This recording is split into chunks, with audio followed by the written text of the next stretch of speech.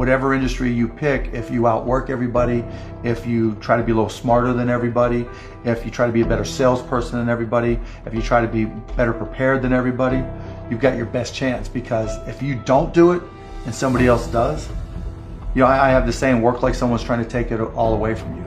I actually work like someone's spending 24 hours, working 24 hours to take it all away from you. And that's kind of the way I look at it. What would you say is the number one reason why people fail? Lack of brains, lack of effort.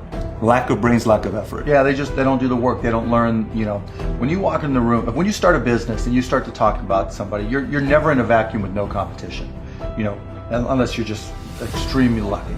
And if there's going to be competition, that means somebody else knows your business as well as you do when you get started.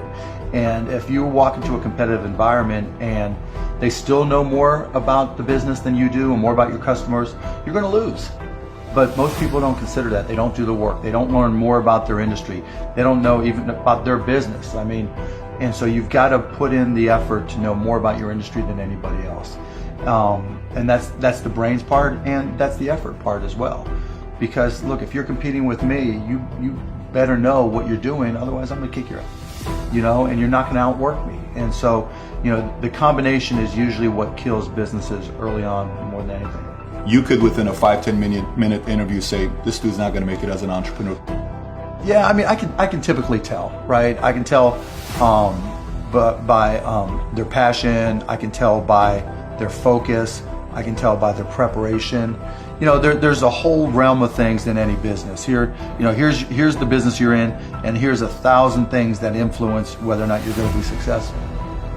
Through my experience in businesses, I can put myself in his position and say, okay, here are 900 of the 1,000 things he has to be aware of, and then go through and ask. And by how many of those or her issues they've been able to address already, that kind of gives me a sense of how hard they're willing to work. And I can tell by the questions they ask me. So all I have to do is say, okay, what do you want to know? And when they start saying, what should I do? They ask you. Yeah, and that's fine, right? And I want them to ask questions, but people like to say, the only stupid questions are the ones you don't ask, and that's not right? Because the questions you ask tell whoever more about you than anything else you do. Because in particular, it tells me about your preparation. If you ask me questions about just basic things that you should have known and you should have down to a science, that's going to disqualify you almost more than anything. If you're not always learning, to this minute, if I'm not continuously learning, if I'm not just absorbing as much as I can absorb, someone else is going to kick my ass, right? So you talk about paranoia. The greatest source of your paranoia should be knowledge. If someone else knows more than you do, and if you're not learning, if you don't know how to learn, if you don't have a thirst for learning and acquiring information, you're SOL. Do you think there needs to be a healthy level of paranoia? Oh, absolutely. There needs to be. Oh, yeah. I mean, I always say, for every one of my businesses, I say, what would I do to kick my own ass? Right? So whatever business you have, there's somebody trying to put you out of business. There's somebody trying to take a bite out of your business. And it's better for you to figure out how they're going to do it rather than they do it. And so, yeah, that's being paranoid. And so you have to be paranoid. You have to anticipate other people's next moves. And you can't ever, downplay the competition. I was at a business plan competition this morning at a college, and they were kind of being dismissive of the competition. And so you can't ever do that. They're out there trying to take you down, and they're not just going to sit still. And if you're good, really, really good, you're going to inspire them to work even harder, faster, better. And so you have to be, very self-aware of what you're good at and what other people are good at. And, a healthy dose of paranoia makes a big difference. Is very helpful. Let's transition to a different subject with college. You went to IU, Yep. right? Now you got a lot of people that say, forget about school, drop idiots. out of school. They're idiots. So you think they're idiots? They're idiots. Tell me why. If you're going to have and run a business, if you don't understand accounting, you're already behind the 8 ball. Can't you hire a guy that knows how to run But then accounting? they still have to communicate to you. Your accountant might tell you you're profitable, but your cash is going down. Not understanding a breakdown. And when you don't, Do you think you need college to learn that? yeah, I think you do, right? Because it may not, for some people, look, if you're so self-motivated that you can take an online course in accounting and teach yourself everything, you're way ahead of the game anyways. But most people aren't. I don't care if you go to a community college and take accounting and spend $99 for the class. Just, spending the money forces you to be more obligated to do it. But accounting, finance, lesser extent marketing, sales if the school offers that, these are all that's the language of business. And so while it's possible to teach yourself these things, and while it's possible to hire them, when you're starting your own company, you don't want to have to spend money hiring an accountant. Well, let me tell you that if you've gone through all these classes, you probably don't have to hire a lawyer to incorporate, right? You can probably figure out yourself. And so your cost of opening up a business drops. But even more important than all that, that's the blocking and tackling. That's the language of business. You know, the thing I learned at Indiana that was more important than anything else, I learned how to learn. And learning became far more important to me, because the one certainty in business is that it's always going to be changing. How does one entrepreneur increase the speed in areas that they can increase? There's certain things you can't control. Speed in what way? Speed of growing your business. All right. So how fast can I grow? Yeah, I mean, it just depends. You've got to know your own skill set, right? And you've got to know how that fits within your company's life cycle. You know, some companies are slow grind. And you just have to understand that, and you've just got to bide your time until it starts to click, and then grow with it quickly.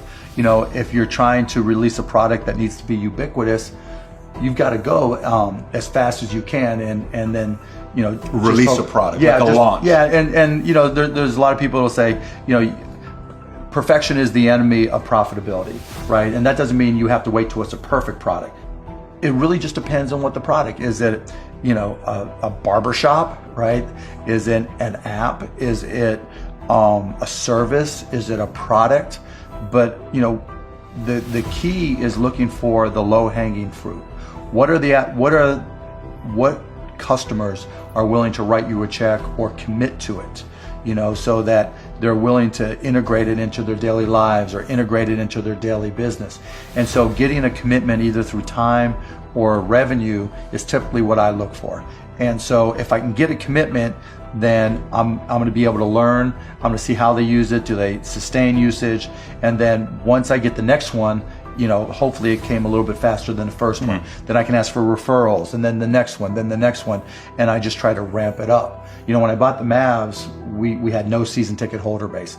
And so literally it was a matter of just putting a list of former season ticket holders in a white pages back then, you know, on my desk next to my phone, and making phone calls. You? Yeah, me. Yeah, because if I'm not going to do it, how can I expect someone else to do it, right? So just get on the phone. Hey, this is Mark Cuban. I'm the new owner of the Dallas Mavericks. You know, I'd like to invite you back for a game. It's not, though. This is my business. But you can't get regular sales guys or something to make those calls once they get to a quarter. You're a guy that's a billionaire. You're making those calls. But that's all, you know, and that's fine and good, right? Because everybody's got their own goals, right? But still, I didn't want anybody at the Mavs to be able to say, well, he's not willing to do the work, right? There's, you know, if I walk around, I'm picking up all the papers. I'm not saying go get that picked up. I'm like, okay, that's trash. I'm picking it up. But in terms of speed of growth, it's really, you got to get that first customer first. And then when you get that first, what did you learn? Reiterate, get that next customer. And then hopefully as you learn more and more through the process, then the next one comes by even faster. You know, alluding to it earlier about entrepreneurs being born or built, you know, and I think I knew I was wired to be excited about business. How or why, I don't know, but you know, and there's certain guys that have the genetics to jump out of the gym, right? There's certain guys, you know, that, you know, when they golf, they have the muscle memory and the discipline. You know, Dirk Nowitzki may not be the most talented guy in the NBA, but his discipline and his focus to do what's necessary to be successful, he's willing to do, and combine it with being 7 feet tall and being skilled, you know, it makes him an amazing basketball player. So it's understanding what your skill set is, finding the right place to use those skills, and then going for it. You know, will that make you 250 grand? It depends if you pick the right industry. You know, I started my first business when I was 12. I was buying and selling baseball cards, buying and selling stamps. Anything I could do to make money, I was hustling and trying to do. So I was into business, but I not so much where it was, all my friends were into it with me, so they wouldn't know. Baseball cards. Yeah, baseball cards, you name it. I mean, I grew up in Pittsburgh.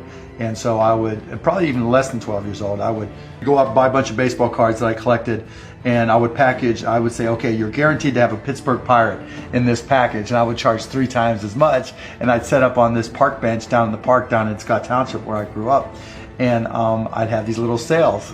and it was great. I made money, and I mean, it was, you know, and I learned as much about business when I was 9, 10, and 12 as I learned any other time.